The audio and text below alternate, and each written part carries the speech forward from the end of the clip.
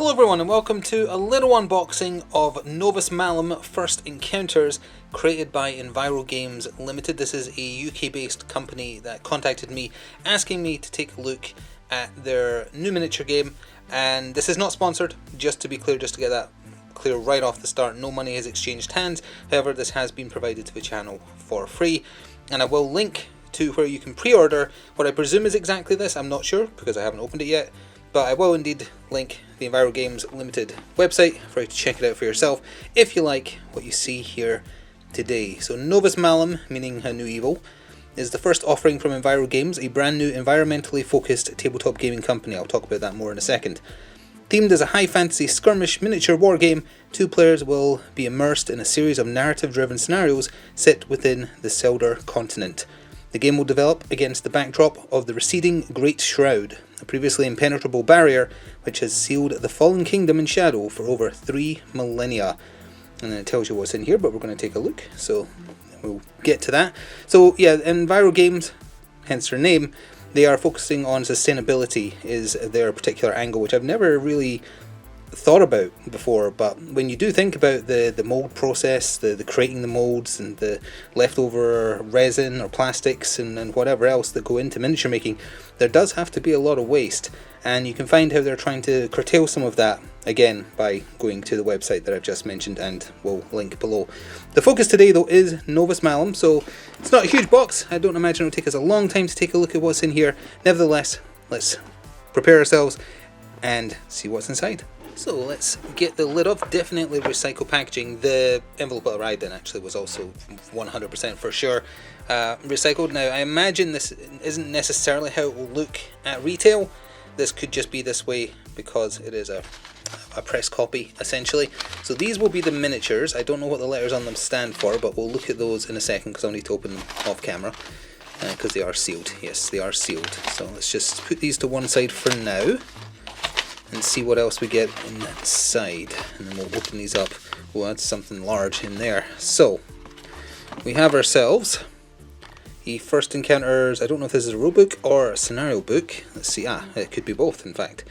Miniature wargaming, a new evil. So we have ourselves core concepts, the miniatures, how to play, some backstory, and then 5 scenarios at the back as well, which presumably help teach you the combat. We're not going to look at every single page, but we can at least have a quick flick through, if you pardon the pun almost.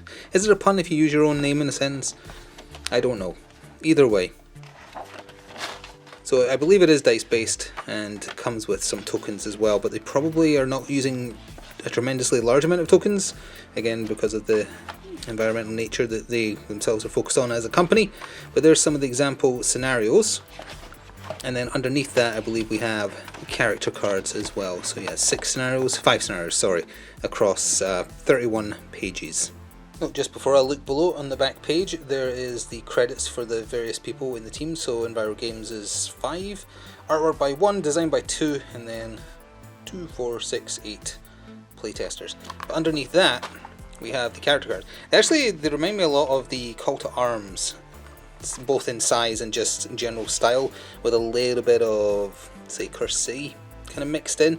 So I have Captain Cragnair, or Nair, I'm not 100% sure, but they are a combat specialist with Crush, and my dog might be about to bark at somebody, so I might just have to do a quick pause before we look at the rest of these. You know what, let's do that just in case. Alright, hopefully she's settled down enough. Let's zoom in a little bit so that you can get a general idea. You've got some background here. You have their equipped weapons, including a flintlock thunderer, which is inaccurate and deadly, so that'll be properties / I would call those keywords. Abilities, commanding presence, and then keywords that are relevant to them. What's on the other side of a stat card? Nothing. Okay, so it's just the title of the game there. But then we also have Dwarf Guardians, who is there point cost or anything like that? Wounds, save throw, movement, and defense. I don't see point cost anywhere, but that could be in the book. And we have Dwarf Hammerers. So the Guardians are crossbowmen, basically. And then Dwarf Hammerers. And then we have, these must be enemies. So Alto Mage Zizka. And we have Gnome Hunters. Are they gnomes that hunt or hunters that kill gnomes? And then, there is actually more below, sorry. they actually fell out. We have ourselves some gnome skirmishers, so I guess they are gnomes then. So it's gnomes versus dwarves out of the box with their various statistics. I presume the Hammerers are similar to the skirmishers, and the Guardians are similar to the Hunters, more or less, because the starter box will be even, and these are your two faction leaders. Although he doesn't have a... well, he has a spell. He's got Chain Lightning, Bark Skin, and Imbue Projectiles. Okay. He's got keyword Gnarlwood as well. Alright, so I'm going to open up all these little packages so we can take a better look at the miniatures. We'll see if we can match them up to the stat cards. Be back momentarily.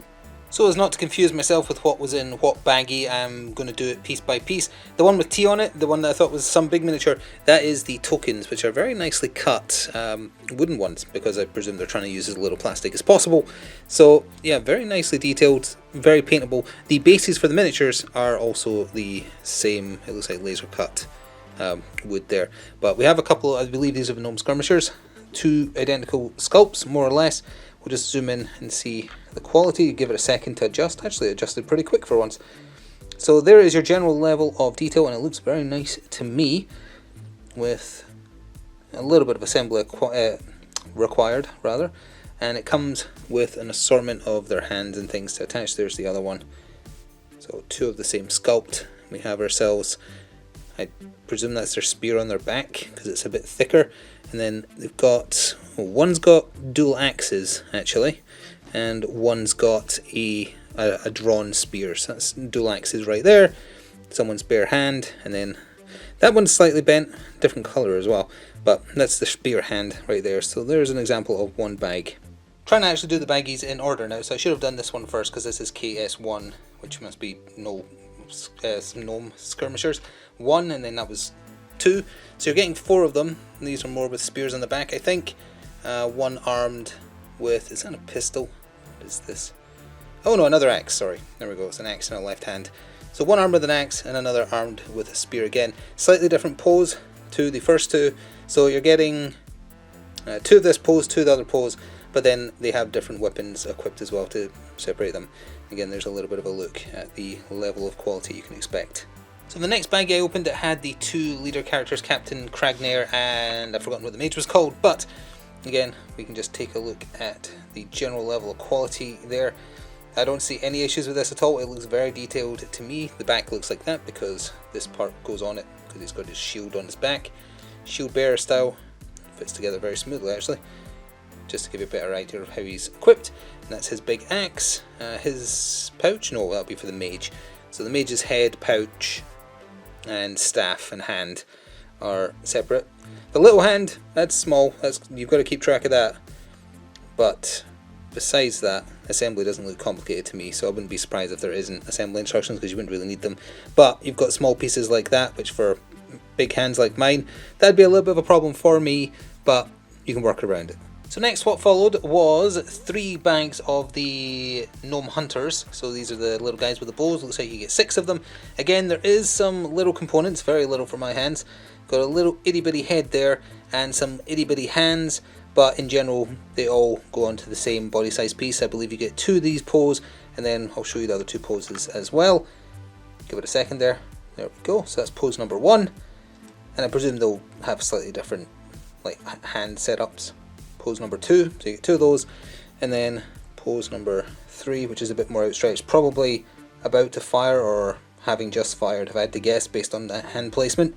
So you get 6 of those. I presume you're going to get a similar number of dwarves, but we'll get to that in time. As a matter of note, there was a 3rd baggie of the gnome skirmishers, so there was a 3rd pose for them as well, so it seems to be 3, 3, and 3. But I accidentally just missed the lettering on the packaging, but there is how they're looking in case you're curious. So that's the 3rd of their pose. Next we have 3 sets of 2 Dwarven Guardians each. These are the ranged option for them using crossbows. So these are obviously chunkier because they're dwarves in general, but their bases are also one size larger too. Not much to see for them because they do have a bit more assembly with their all their limbs missing, but we can at least take a look, hopefully in a second, of the detail on the chain armour. It's having a bit of trouble. There we go. And the chainmail that they're wearing, so that's 2 of that pose. It looks like they all well no, 4 of them start from more or less that basic pose. The leg is slightly different for that, slightly more forward thrusting, but then you've also got just 2 in the standard pose here. Again, lots of little parts though, so you've got to be careful with that. Like, I don't know if that's a dagger or if that's just a bit of, like, it looks like a dagger to me. Yeah, that's got to be a dagger. But it is very small. Like, I can see myself potentially having to use tweezers for some of these smaller parts, which would be a little bit awkward. But the larger parts, no problem there at all, and certainly to a very, very nice standard. You can also tell just by how the resin feels and looks that I'm very certain that contrast paint would do well with it. And last but by no means least, we have the Dwarven Hammerers, again 6 of, so it is an even number both sides, and the same number of ranged and close range fighters. Looks more or less the same pose for again for 4 of them with very slight variation, and then one much more different pose. That's a bit better look at the style of Dwarven armour. Here is the other set, so they're just turned to the other side more or less, and then finally we have one with a bit more assembly acquired, but almost looks like he's ready to hoist up his hammer to swing, if I had to guess, based on what the final pose probably looks like.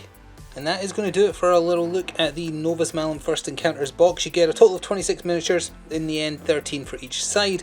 You get that rulebook / scenario book for you to play through. I guess all that's missing would be the dice, and obviously you've got to assemble and paint the miniatures for yourself, and have a battleground. I presume it's 3x3, that's the usual size. It could be a 2x2. Price wise, I believe you can pre-order, I think it's for 60 or 65, I can't quite remember offhand now, but again, if you just go to the link I put in the description box, you'll be able to see for yourself, or check out what the regional equivalent is as well. But this is produced in the UK, so it's in pounds. So if you've been interested in what you've seen at all today, go let them know by checking it out and potentially putting in a pre-order if that is to your liking. Thank you very much for watching this though, and until next time, ta-ta for now.